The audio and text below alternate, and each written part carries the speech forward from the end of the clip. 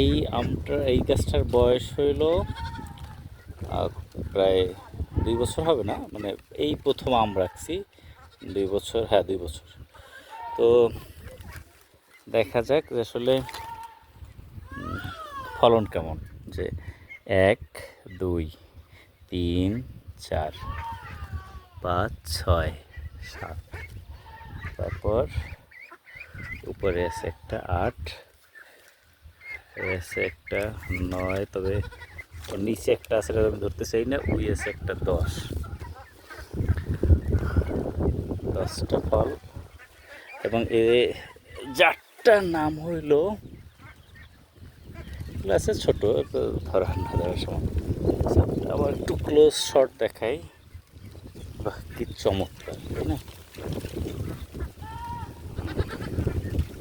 এটার নাম হলো রেড আইভরি। চমৎকার